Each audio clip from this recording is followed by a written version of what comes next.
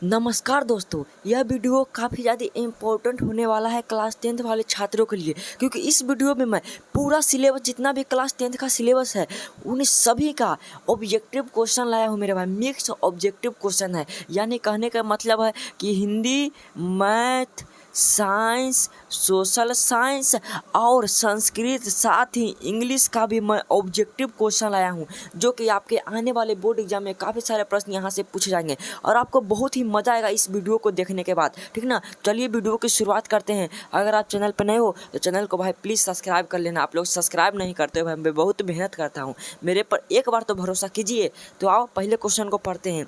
पहला प्रश्न, पहले मैं हिंदी पढ़ाऊँगा, हिंदी के बाद कुछ मैथ का ऑब्जेक्टिव क्वेश्चन है, फिर सोशल साइंस का है और साइंस, संस्कृत और इंग्लिश का भी है, अंत में इंग्लिश का भी है। आपको काफ़ी ज़्यादा मज़ा आएगा। इंग्लिश आपको बोरिंग लगता है, इंग्लिश आपको इसमें मैं दिला दूंगा। ठीक ना, पहला प्रश्न कर रहा है, सेन साहब की नई मोटर कार किस रंग की थी?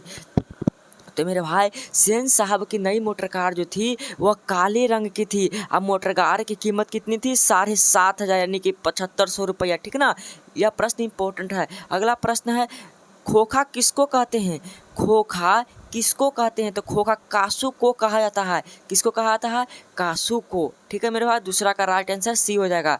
फ्रेडरिक मैक्स मुलर किस पाठ के रचयिता हैं? तो फ्रेडरिक मैक्स मुलर जो है भारत से हम क्या सीखे भाषण है, उस पाठ के रचयिता हैं। तो भारत से हम क्या सीखे, राइट आंसर क्या हो जाएगा? सी हो जाएगा। ठीक है, कुछ 10 प्रश्न हिंदी का है, 10 प्रश्न ऐसे करके 10 को सभी सिलेबस, सभी चैप्टरों का, सभी विषयों का। ठीक है मेरे भाई, बिरजू महाराज किस कला से संबंधित है? तो बिरजू महाराज नृत्य करने में बहुत ज़्यादा क्या है संबंधित, नृत्य, नाटक करते हैं, नृत्य करते हैं, तो नृत्य कला से बहुत ज़्यादा उनका लगाव हो चुका है। तो राइट आंसर क्या हो जाएगा? बी हो जाएगा। अगला प्रश्न है, अविन्यो क्या है? तो अविन्यो एक प्रसिद्ध शहर है और साथ ही वह प्राचीन भी है और एक छोटा है। तीन में से सभी इज राइट आंसर हो जाएगा। अविन्यो एक प्रसिद्ध शहर, प्राचीन और छोटा, तीनों सही होगा।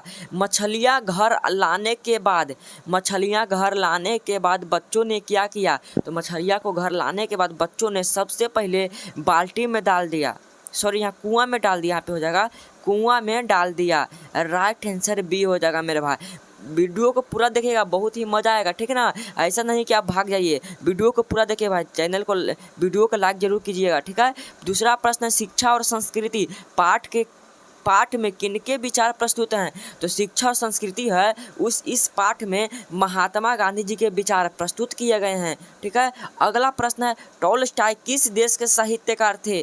टॉलस्टॉय जो थे ये रूस देश के साहित्यकार में से माने जाते हैं। राइट आंसर सी हो जाएगा मेरे भाई। अब आओ मैथ का क्वेश्चन सोल्व करते हैं। हिंदी का आपने सोल्व कर दिया, हिंदी में कितना सही हुआ भाई बताओ, कमेंट में बता देना हिंदी में आपका कितना सही हुआ। अब हम मैथ को पढ़ते हैं।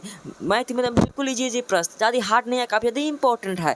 दो लगातार संख्याओं का HCF क्या होता है? तो दो लगातार संख्या जितने जो कुछ भी ले लो, तो दो लगातार संख्याओं का मसा जो होगा ना मेरे भाई, यहाँ पे क्लियोरिटी एक होगा। क्या कि दो लगातार कोई संख्या, मान लो कि 5 लिए तो 5 के लगले 6 हो जाएगा, तो 5 6 का मसा क्या होगा? 1 हो जाएगा। तो दो लगातार कुछ भी संख्या रहे उसका अगर मसा पूछे तो 1 हमेशा होगा। जैसे में 2 3 लेंगे तो 2 3 का मसा भी 1 होगा, 1 2 लेंगे उसका भी मसा 1 होगा। ठीक है, तो दो लगातार संख्याओं का मसा कितना होता है? 1 होता है।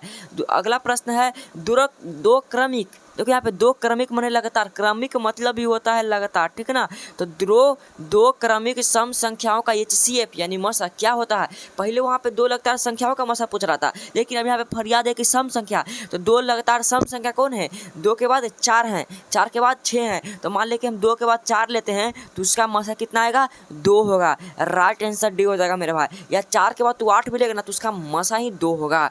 दो क्रमिक संख्याओं का HCF क्या होता है? 2 होता है। 144 के अभाज्य गुणनखंड में 2 का घातांक क्या है? तो 144 का अगर तो अभाज्य गुणनखंड ऐसे निकलता है, ऐसे निकालेगा तो 2 से लगाएंगे कितना बार में लगेगा? तो 72 बार में लगेगा। फिर 2 से लगाएंगे तो 36 बार में, फिर 2 से लगाएंगे मेरे भाई तो 18 बार में लगेगा। अब 18 को फिर से 2 बार में लगाएंगे तो 9 बार में। अब यहाँ पे पूछ रहा है 2 का घातांक इतने तक करके छोड़ देते हैं, गिनते 2 के बार आता है? 1 2 3 4 यानी 2 का घातांक 4 है। राइट आंसर क्या हो जाएगा? बी हो जाएगा मेरे भाई। 144 का घातांक में 2 का घात 4 है। 7, 9, 11 के 7वां पद का मान क्या होगा? तो 7, 9, 11 डॉट डॉट डॉट के 7वां पद का मान क्या होगा? एपी का प्रश्न है। तो समझो पहले तुम इसका प्रथम पद कौन है? ये बराबर 7 दिया हुआ, सार्व अंतर निकालना है। तो 9 में से 7 जाएगा तो क्या होगा? T2 माइनस T1 होता है। जानते हैं कि बाद वाला में देखो सर्वांतर निकालने के लिए एक ट्रिक बता देता हूँ कि बाद वाला में से पहिल का घटा देना, जिसमें में से 7 का 9 अंतर पूछ रहा है तो बाद वाला से पहिल का, यानी 9 में से 7 आएगा तो 2, यहाँ पे 2 इसका सर्वांतर होगा। अब पूछ रहा है 7वां पद, तो 7वां पद का फॉर्मूला क्या होता है? 1 कम, तो ये प्लस 7वां पद तो 6D, 1 का मान है 7, यहाँ पे 7 बैठा देंगे और 6 गुने 2 यानी कि 6 दूने 12, 7, 19।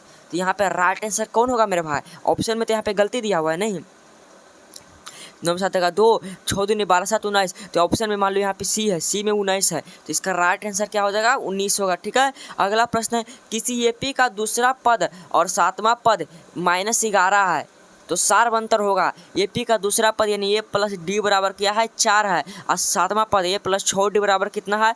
-11 है। तो ए से कट गया तो माइनस क्या होगा? 5D। यहाँ पे क्या हो जाएगा? देखो 6 में से 1 गया था, क्या होगा? 5 ना होगा, 2 प्लस प्लस से माइनस होगा तो माइनस का 5D, यहाँ पे माइनस था प्लस, तो 11 4 15 कितना होगा? प्लस का 15, तो 5 से 5 का डी बराबर कितना हो जाएगा मेरे भाई? -3 हो जाएगा। ठीक है, राइट आंसर डी हो जाएगा, डी बराबर -3। अगला प्रश्न आपके सामने है, कह रहा है कि सर्वांतर श्रेणी 2, 6, 10, 14 का मान कौन सा पद 82वां है? माने कि 2, 6, 10, 14 डॉट डॉट का कौन सा पद 82 है? ऐसे हम लिखते जाएंगे तो केमा पद 82 आ जाएगा। तो ऐसा प्रश्न आएगा, 2 नंबर भी पूछता है, तो इसको तो ट्रिक बना लो। मान लिया कि एनमा पद 82 है, तो एनमा पद का फॉर्मूला क्या होता है? A plus N minus 1 into D बराबर 82। तो 82 ए का मान है 2, एन नहीं हमको पता था, एन माइनस 1, डी का मान 6 में से 2 गया था 4 बराबर 82, 82 में से 2 जाएगा तो 80, और 80 के 20 है, 20 से 1 प्लस 21वां पद हो जाएगा मेरे भाई। इसमें बनाने में थोड़ा कठिनाई होगी, लेकिन मैं समझा देता हूँ। इसका 21वां पद क्या होगा? 82 होगा। ठीक है, अगला प्रश्न है EMVVI प्रश्न। इस प्रश्न को सभी बच्चे गलती कर देते हैं। 9 sec स्क्वायर ए माइनस 9 tan स्क्वायर ए बराबर होगा। तो देखो भाई, इस प्रश्न में ना आओ ना देखते हैं ताओ 9 आंसर लगा कर चलाते हैं। 9 लगाएंगे या तो 0 लगाएंगे, तो मैं इसको बताता हूँ। सॉरी 9 नहीं, 1 लगाएंगे या तो 0 लगा देंगे। यहाँ पे देखो कैसे होगा, 9 और 9 है तो पहले 9 हम इसमें कॉमन लेंगे ना मेरे भाई।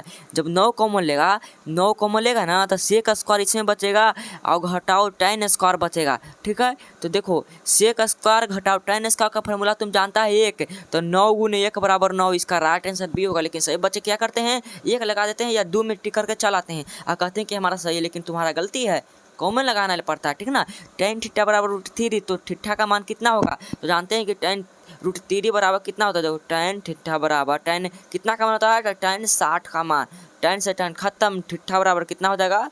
60 डिग्री। Option number D. ठीक है, बहुत ही आसान है, tan 60 का मान √3 बता दिए ना। 2 वृत्तों के क्षेत्रफलों का अनुपात 4:1 है और उनकी त्रिज्याओं का अनुपात है। देखो 2 वृत्त के क्षेत्रफल का अनुपात 4:1 है, तो उनके त्रिज्या का अनुपात उसका वर्गमूल निकल जाता है, तो √4:1 का वर्गमूल आएगा 2:1। इसका राइट आंसर 2:1 हुआ। आज क्षेत्रफल पूछेगा तो इसका वर्ग कर देना। ठीक, जैसे अगला प्रश्न देखो क्षेत्रफल पे है, 2 वृत्तों के क्षेत्रफलों का अनुपात इतना है तो इसका त्रिज्याओं का अनुपात 2:1 होगा। ठीक है, अगला प्रश्न है, कह रहा है कि अब मैथ का क्वेश्चन आता है। देखो अब SST का क्वेश्चन है, यूरोप वासियों के लिए किस देश का साहित्य एवं ज्ञान विज्ञान प्रेरणा स्रोत रहा है? तो यूनान का। राइट आंसर बी हो जाएगा। ठीक है मेरे भाई, अगला प्रश्न है, इटली एवं जर्मनी वर्तमान में किस महादेश के अंतर्गत आते हैं? तो यूरोप महादेश के अंतर्गत आते हैं। ठीक है, जलियांवाला बाग हत्याकांड जांच के लिए सरकार ने किस समिति का गठन किया था? तो हंटर समिति का गठन किया था। राइट आंसर ये हो जाएगा। भाई चैनल को सब्सक्राइब जरूर करना, वीडियो को लाइक कर देना। हिंद चीन क्षेत्र में कौन कौन से देश आते हैं? तो कंबोडिया, वियतनाम, लाओस। काबिल ट्रिक है, कंबोडिया, वियतनाम, लाओस हो जाएगा। ठीक है, वल्लभ भाई पटेल को सरदार की उपाधि किस आंदोलन के दौरान, किस किसान आंदोलन के दौरान दी गई थी? तो बारदोली आंदोलन के दौरान। एक का प्रश्न काफी ज्यादा पूछता है बार बार, इसे याद कर लेना।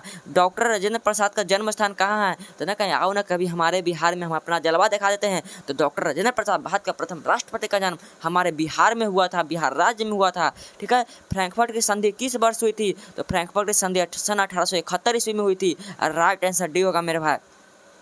सेफ्टी लैंप का आविष्कार किसने किया? तो सर हम्फ्री डेवी ने सेफ्टी लैंप का आविष्कार किया था। ठीक है, अगला प्रश्न है भारत छोड़ो आंदोलन का प्रसिद्ध नारा क्या था? तो भारत छोड़ो आंदोलन का प्रसिद्ध नारा करो या मरो था। ठीक है, अब आता है साइंस का प्रश्न। हमने हिंदी, मैथ और एसएसटी का करा दिया। बात किया साइंस का। नेत्र लेंस की फोकस दूरी कम हो जाने से कौन सा दृष्टि दोष होता है? देखो, अगर नेत्र लेंस की फोकस दूरी बढ़ जाती है तो उससे होता है दूर दृष्टि दोष, लेकिन नेत्र लेंस की फोकस दूरी कम जाती है तो उससे होता है निकट दृष्टि दोष। राइट आंसर ए हो जाएगा। लघु पतन के समय परिपथ में विद्युत धारा का मान क्या होता है? तो बहुत ही कम बढ़ जाता है। क्या होता है? बढ़ जाता है। राइट आंसर सी हो जाएगा। निम्नलिखित में कौन सा पद विद्युत शक्ति को निरूपित नहीं करता है? तो कौन नहीं करता है? तो आई स्क्वायर आर नहीं करता है, बल्कि आई आर स्क्वायर, यहाँ पे नहीं भाई, आई आर स्क्वायर विद्युत शक्ति को निरूपण नहीं करता है। प्रकाश की किरणें गमन करती है, प्रकाश की किरणें हमेशा सीधी रेखा में गमन करती है। निम्नलिखित पदार्थों में कौन चालक है? तो यहाँ पे लोहा जो होगा चालक, बाकी सब अर्धचालक पदार्थ है। ठीक है ना। कह रहा किसी वस्तु का प्रतिबिंब नेत्र के किस भाग पर बनता है? वह क्या है? रेटिना पर वास्तविक और उल्टा बनता है। अगला प्रश्न है अवतल दर्पण की फोकस दूरी होती है, तो अवतल दर्पण की फोकस दूरी हमेशा ऋणात्मक होती है। राइट आंसर क्या हो जाएगा? ए हो जाएगा। अगला प्रश्न मेरे भाई, किसी अवतल दर्पण की फोकस दूरी और उसके वक्रता आर में निम्नलिखित में कौन सा संबंध है? तो हम जानते हैं एफ बराबर आर बाई टू, ये आर बराबर बोल सकते हैं 2f, तो एफ बराबर आर बाई टू, या आर बराबर 2f। ठीक है, याद कर लेना। प्राचीन काल में, अब देखो संस्कृत का प्रश्न आ गया, प्राचीन काल में शिष्य को क्या कहा जाता था? तो प्राचीन काल में शिष्य को ब्रह्मचारी कहा जाता था। बागदान किस संस्कार में होता है? तो बागदान हमेशा विवाह संस्कार में होता है। ठीक है, बागदान। सुलभ कौन है? सुबल एक सतत प्रियवादी सुलभ है, सतत प्रिय, सत्य, हमेशा सत्य बोलने वाले सुलभ हैं। नीति श्लोका पाठ में किसे श्रेय कहा गया है? तो हमेशा विद्या को श्रेय कहा गया है। बी होगा राइट आंसर। ठीक है, हिरण्मयन पात्रण दृष्टि यह मंत्र किस उपनिषद से लिया गया है? तो मुंडकोपनिषद से लिया गया है। राइट आंसर बी होगा मेरे भाई। स्वामी दयानंद के लिए कौन सा पर्व उद्योधक सिद्ध हुआ? तो शिवरात्रि पर्व उनके लिए काफी घातक हुआ था। घर में लगी आग को देखकर कौन पलायन हो गया? तो धूर्त लोग, लेकिन आलसी नहीं भागे थे। वेद रूपी शास्त्र क्या होता है? तो वेद रूपी शास्त्र नित्य होता है। ठीक है, अनित्य होता है। यहाँ पे राइट आंसर क्या होगा? ए हो जाएगा। अनित्य होता है वेद रूपी शास्त्र। चरक और शूस्त्र ने किस शास्त्र का प्रवर्तन किया था? तो आयुर्वेद शास्त्र का। राइट आंसर होगा। अब इंग्लिश का प्रश्न, इंग्लिश पढ़ो, देखो कितना मजा आता है। कहता in the story Gillu narrator clean the wonders of the baby squirrel and applied. इसका राइट आंसर क्या होगा? यहाँ पे इसका राइट सी हो जाएगा। ठीक, हमको हिंदी अनुवाद नहीं करना था, हम भी इंग्लिश में वीक हैं। इन द स्टोरी राइटन बाज महादेवी वर्मा, गिल्लू बाजे तो क्या? स्क्वेरियल। ठीक है, अगला है when the narrator sat down to write Gillu wanted to catch भी, तो इसका राइट आंसर अटेंशन हो जाएगा। ठीक है, अगला प्रश्न है when was squirrel swing take off the after this death? Written did the narrator find an usual here vendor. Gillu favourite food was, Gillu को क्या पसंद था? तो काजू।